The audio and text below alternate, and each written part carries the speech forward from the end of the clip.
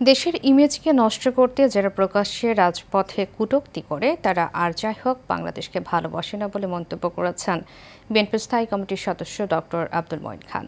বাংলাদেশ জাতীয়তাবাদী মুক্তিযোদ্ধা দল কর্তৃক আয়োজিত প্রতিবাদ সভায় এ কথা বলেন তিনি। অনুষ্ঠানে বিএনপির শীর্ষ নেতারা বলেন, জামাত এবং এনসিপি আওয়ামী লীগকে প্রতিষ্ঠিত করতে চাইলে বিএনপি ছেড়ে কথা বলবে না। কাউসার আহমেদের রিপোর্ট। পাল্টাপাল্টি বক্তব্য এখন উত্তপ্ত রাজনীতির মাঠ। সম্প্রতি বিএনপির বিরুদ্ধে করা বিভিন্ন কটূক্তি নিয়ে প্রতিবাদ সভার আয়োজন করেছে জাতীয়তাবাদী মুক্তিযোদ্ধা দল। সেখানে জামায়াত এবং এনসিপিকে লক্ষ্য করে বক্তব্য দেন বিএনপি নেতারা। একাত্তরের মুক্তিযুদ্ধের বিরোধীকারীরা আবারও জেগে উঠেছে উল্লেখ করে বিএনপি নেতারা বলেন, নির্বাচন কমিশনে কাগজ জমা দিয়ে ফেল করে এনসিপি নেতাদের মাথা খারাপ হয়ে গেছে। চিন্তা করছেন আগামীতে রাষ্ট্রে কোন যাবেন। আজকের এই মুক্তিযোদ্ধা সমাবেশকে পরিষ্কার করে বলতে চাই, এই বাংলাদেশে শান্তিপ্রিয় জামাত শিবিরকে বাংলাদেশের মানুষ কোনোদিনও রাষ্ট্রে আমরা এখনো জীবিত, কারণ আমরা কবরস্থানে রাত কাটিয়েছি।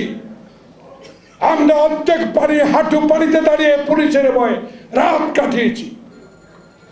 আমরা আয়নাঘরে নির্যাতন শিকার করেছি, হাজার হাজার মামলার শিকার হয়েছি, ইলেকট্রিক শক খেয়েছি। আপনারা শুধু হারুনের ঘরে দুই একদিন ভাত খাইয়েই আমাদের বিরুদ্ধে অভিযানে চলবে না। প্রধান অতিথির বক্তব্যে বিএনপির স্থায়ী কমিটির সদস্য ডক্টর আব্দুল মঈন খান বলেন, চলমান এই আন্দোলন সাধারণ জনগণের নাকি উদ্দেশ্যমূলকভাবে করা হচ্ছে সেটি স্পষ্টভাবে প্রকাশ করতে হবে।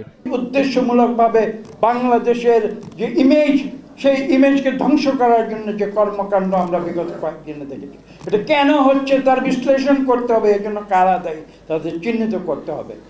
বিএনপি শান্তিপূর্ণ এবং গণতান্ত্রিক রাজনীতিতে বিশ্বাস করে জানিয়ে বিএনপি নেতা নিন্দাকারী সমালোচনাকারীদের সঠিক পথে ফিরে আসার আহ্বান জানান। যারা বাংলাদেশে বিভেদ সৃষ্টি করছে, যারা বিদ্বেষ সৃষ্টি করছে, আমি তাদের বিরুদ্ধে কিছু বলবো না।